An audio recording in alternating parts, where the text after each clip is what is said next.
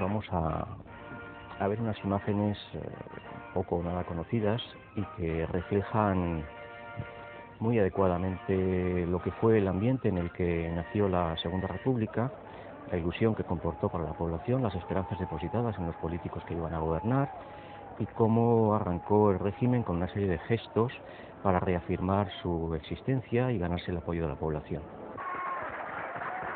En estos primeros meses, de abril a junio, hay una enorme labor legislativa que luego las Cortes tendrán que refrendar y al mismo tiempo comienzan a prepararse las elecciones para las Cortes que tienen que redactar la Constitución con un sistema electoral completamente nuevo que establece la provincia como su circunscripción. Es un cambio radical con respecto a lo que había antes.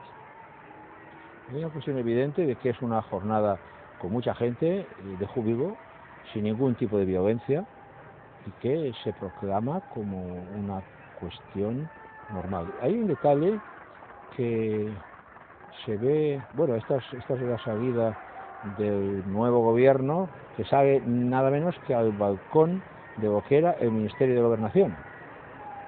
Sí, en la Puerta del Sol, efectivamente, ante una multitud que se había concentrado, había mucha gente entre la Puerta del Sol y el vecino Palacio Real, donde todavía permanecía la familia de Alfonso XIII, a la expectativa, pero fue una revolución pacífica y la familia real pudo abandonar el país sin ningún problema. Había un temor muy serio recordando la Revolución Rusa y se temía que aquí pudiera pasar lo mismo. Naturalmente no tuvo nada que ver. No tuvo nada que ver y además había algunos políticos como Niceto Alcalá Zamora que procedían de las filas monárquicas y que parecían garantizar que la revolución política que traía la República discurriría por unos cauces democráticos y constitucionales y sin violencia. El triunfo será para España. En esos días se produce el cambio de régimen de forma pacífica.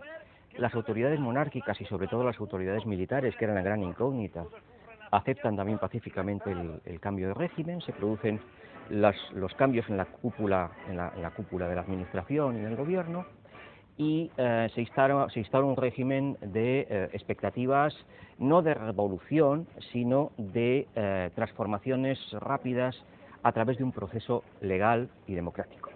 Para España, la del inagotable y misterioso renacer que una vez más podrá asombrar al mundo con el esplendor súbito de... Alcalá Zamora, que era uno de los mejores oradores parlamentarios que ha habido en España,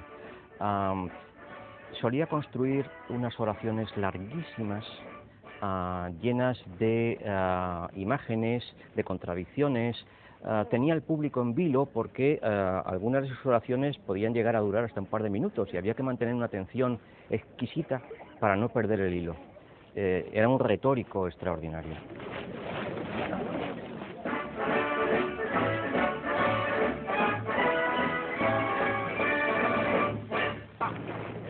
Ramón Franco era un gran aviador, pero que fuera de la cabina del aparato estaba medio loco, y es una persona que pasó por todas las situaciones políticas. Era un líder popular en aquellos momentos porque la aviación era una cosa mágica, de ahí que vemos vestido de civil. Estaba exiliado a raíz de la sublevación de Cuatro Vientos en diciembre de 1930 y volvió aquí en el orden múltiple.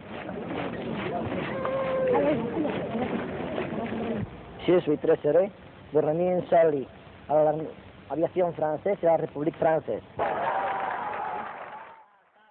Su vuelo con el Plus Ultra durante la dictadura de Primo de Rivera fue un acontecimiento como la llegada del hombre a la luna ahora, y entonces era un líder popular. Lo que pasa es que él fue republicano, terrorista, anarquista, un folón de tío, y entonces, claro, tenía un clamor popular entre unas y las otras que era, pero estaba loco.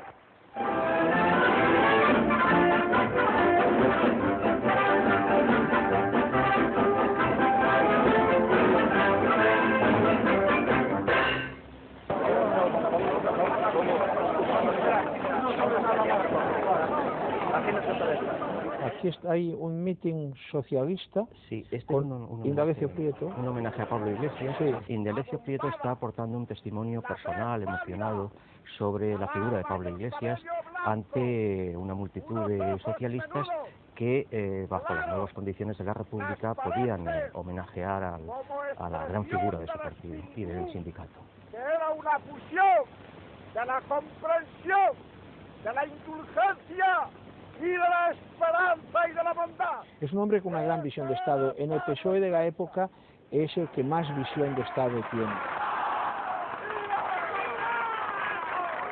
Si nos fijamos en el personal que hay, se ven hombres con gorra y hombres con sombrero, es decir, el PSOE tiene trabajadores, tiene también personas de la clase media, funcionarios, etc. Hay cuestiones de gran calado en los primeros meses de la República que deberían transformar el país: la reforma agraria, la legislación socialista en el Ministerio de Trabajo, que cambia el modelo de relaciones laborales, la reforma del ejército. Todo esto, claro, estas reformas rápidas y bastante radicales van creando agravios.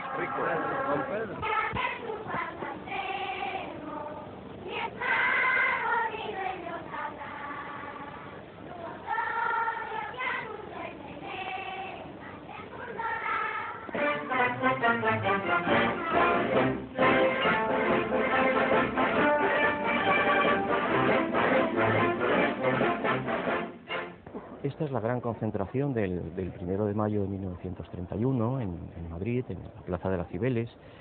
Es el Palacio de Comunicaciones. Efectivamente, que el gobierno provisional dotó de una gran solemnidad. En la cabecera de la manifestación figuran varios ministros, dirigentes sindicales. Se nota por las gorras que son obreros en una gran parte. Y no es como ahora. La UGT no era independiente, la UGT era puramente una correa de transmisión del Partido Socialista. La CNT no suele participar tanto en estas cosas.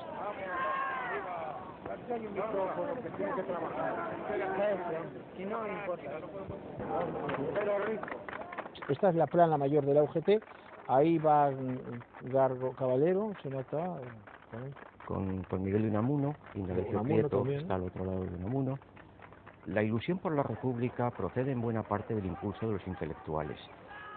Estos intelectuales que apostaron por un régimen nuevo, joven, se ilusionaron con él, algunos luego se decepcionaron. Hay un artículo muy famoso de Ortega y Gasset, no es eso, porque ellos tienen una visión más centrista de la República y España tiene mucho atraso, mucha hambre. Aquí hay una serie de políticos republicanos importantes, está Prat Zamora, está Lerroux, Larro Caballero y Álvaro de Albornoz, y Martínez Barrio a la izquierda. Sí.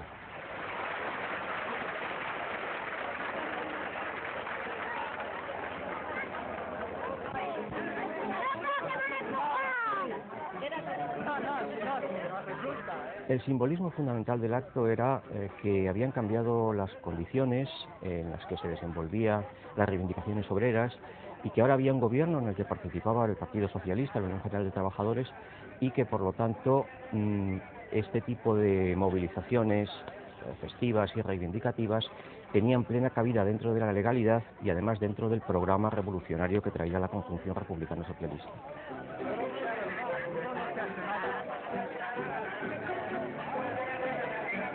Esta es la Casa de Campo, sí.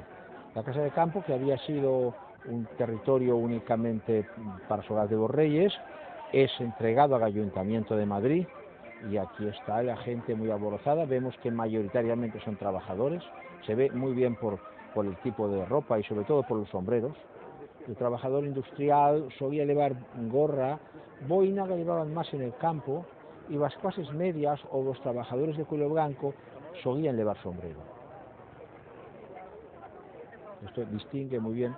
Ahí se ven los guardias de seguridad tratando de poner un poco de orden y este es el lago de la Casa de Campo que la gente contempla porque ha pasado a ser de propiedad pública. Porque no podían entrar hasta ese momento en la Casa de Campo, efectivamente.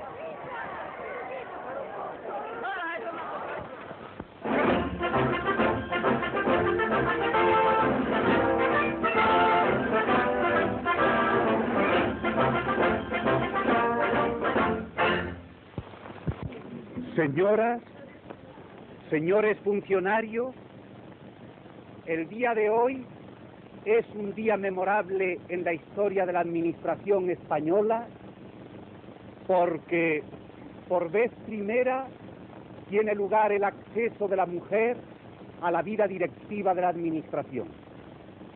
Era una obligación por parte del gobierno provisional de la República, que la satisface con un vivísimo sentimiento de complacencia, tener este acto de justicia para con la mujer española. Este es un acontecimiento. La primera mujer que ocupa un cargo público, Victoria Kent, que es abogado y es la mujer que va, aquí está con Fernando de los Ríos, que es el ministro de Justicia, y ha sido su profesor, y entonces él hace un bello discurso. Ella humanizó las cárceles, y hay un detalle importante que prohibió que se pusieran hierros, cadenas y hierros en los tobillos a los presos. Desde entonces nunca más se ha hecho en España, se sigue haciendo en muchos países, en Estados Unidos se hace, y todos esos hierros los reunió para hacer una estatua a Concepción Arenal, que había sido la primera impulsora del feminismo y de la caridad. Le rinde el tributo merecido. Las reformas de Victoria Kent en el sistema penitenciario español son prototípicas, han quedado como una de las transformaciones sociales de mayor calado, pese a su relativa marginalidad, dentro de lo que aportó la Segunda República en su primer periodo, de la voluntad de cambiar las cosas, de mejorarlas y de la aplicación de un espíritu humanista a estas reformas. La República Española, doy posesión a la señorita Victoria Kent de la Dirección General de Prisiones.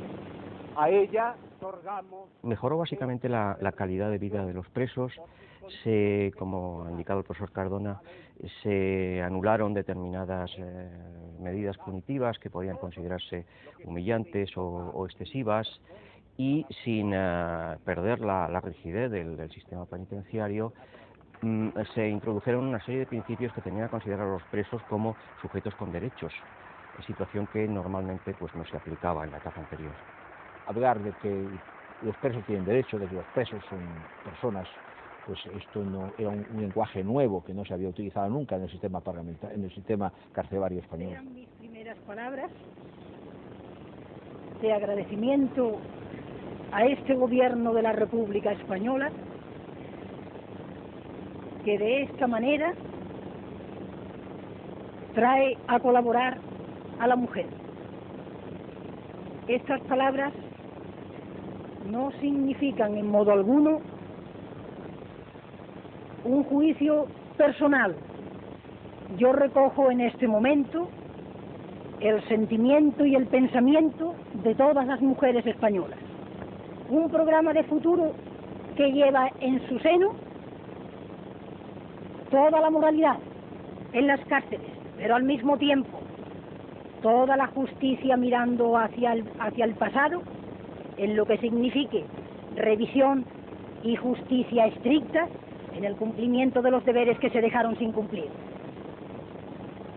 Identificada en absoluto con el ministro de Justicia, mi querido maestro, no vengo más que a secundar su labor, y estoy segura que siguiendo sus enseñanzas, estoy segura que siguiendo las normas que él nos ha trazado en todos los aspectos culturales en la vida, yo no puedo tener la preocupación de cometer un desacierto, porque en el momento que vacile, miraré siempre, en todo momento. La Dirección General de Prisiones era siempre un hombre, además un hombre duro normalmente, y al poner a un abogado mujer, pues claro, fue una conmoción importante, y él hizo una transformación del sistema penitenciario espectacular.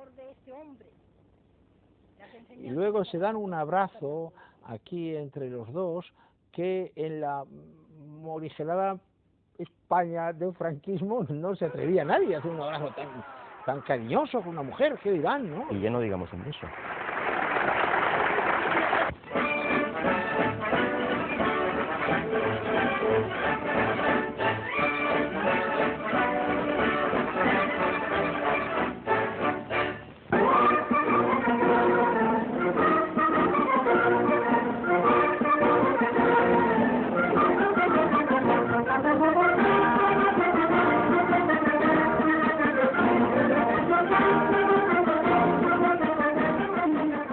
publica, hace unas reformas tan rápidas que muchos de los decretos están redactados antes del 14 de abril. Por ejemplo, Azaña tiene redactados todos sus primeros decretos.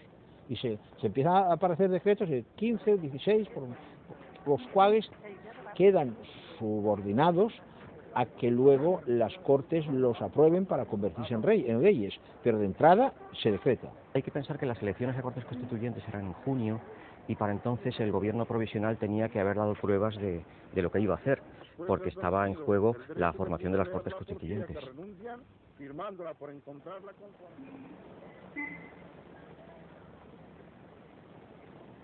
Esta es la Casa de Campo y esta es una parada militar de la época en que los soldados llevan el ros. Los soldados llevan el ros, los oficiales llevan la gorra de plato.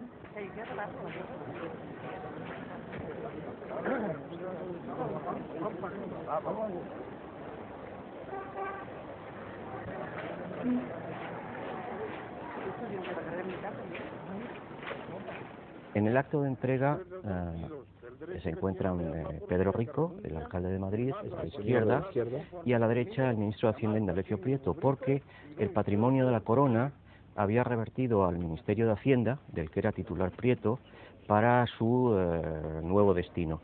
De manera que la entrega en nombre del gobierno lo hace el ministro de Hacienda como administrador del expatrimonio real. La monarquía tenía una serie de espacios en Madrid.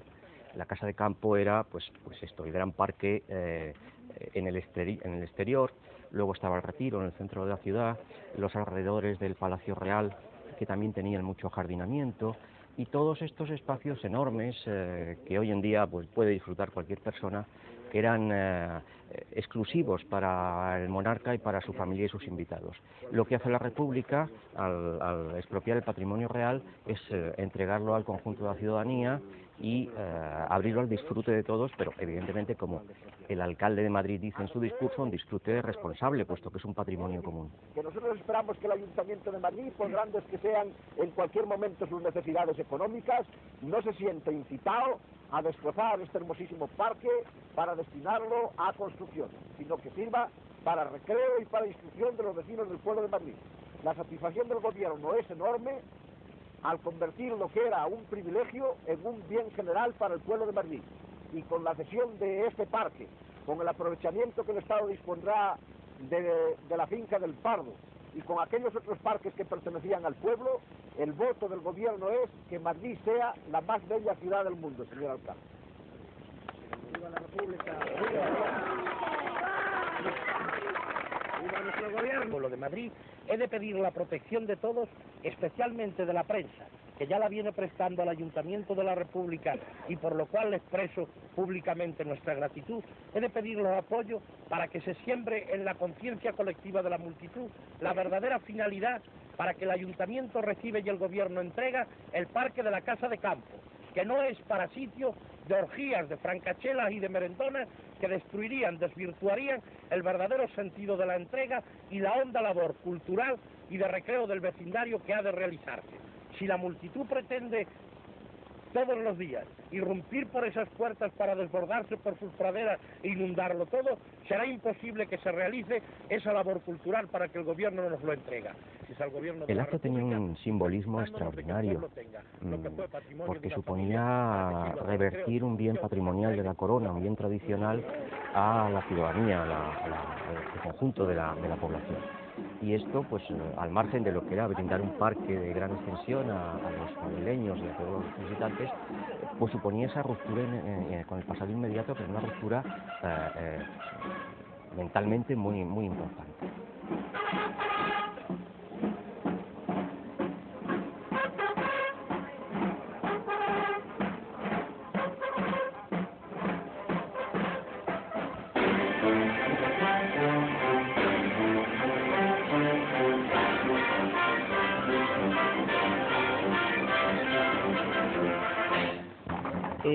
Todo transcurre bien hasta el 10 de mayo, que los monárquicos intentan organizarse para concurrir a las elecciones, celebran una reunión en Madrid y ponen el himno monárquico en un tocadiscos, un gramófono. Y con los balcones abiertos la gente que está en la calle lo oye, se arma un buen follón y al día siguiente, y no se conoce muy bien el hilo que lleva de un extremo al otro, Alcalá Zamora pensó durante toda su vida que la quema de conventos era una maniobra monárquica para desprestigiar a la República, y él murió creyéndolo.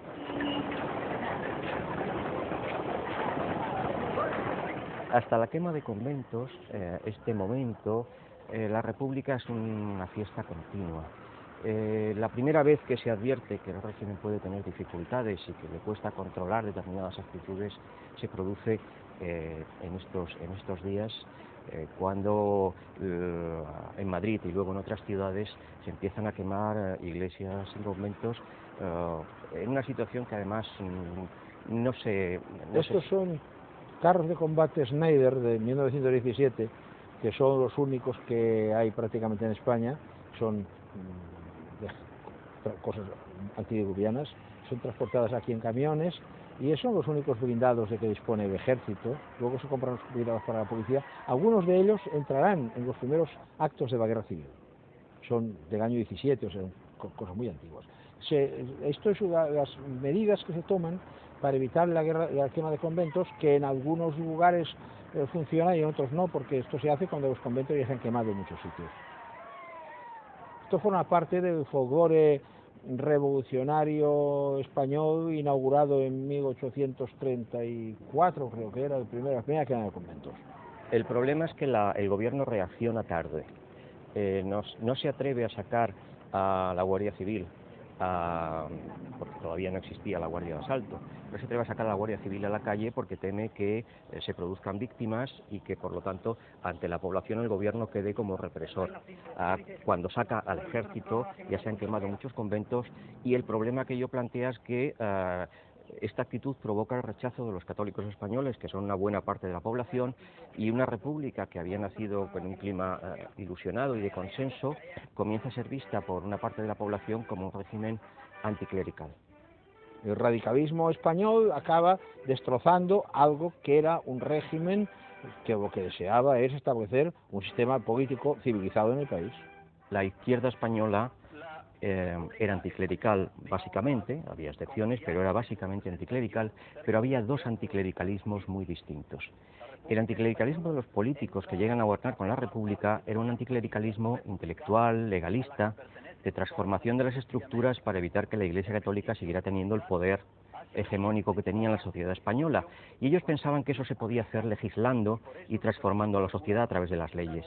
Pero luego existía un anticlericalismo popular, el de los comecuras, que se traducía en esporádicos estallidos de violencia anticlerical, la Semana Trágica de Barcelona, por ejemplo, la quema de conventos del 31, se sacaban las nóminas de las monjas, se incendiaban los conventos.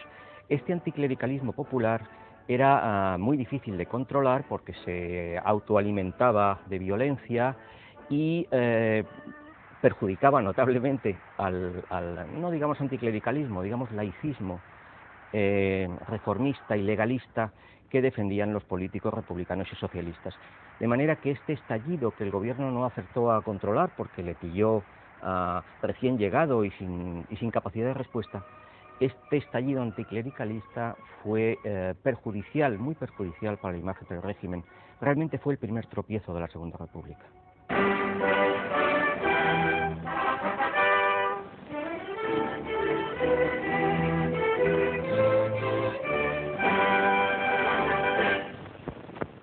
Madariaga era un intelectual de enorme prestigio, con una trayectoria de republicanismo y que participaba muy activamente en las tareas de la comunidad internacional a través de la Sociedad de Naciones, la ONU de la época, y que por lo tanto era una persona con enorme prestigio en el extranjero.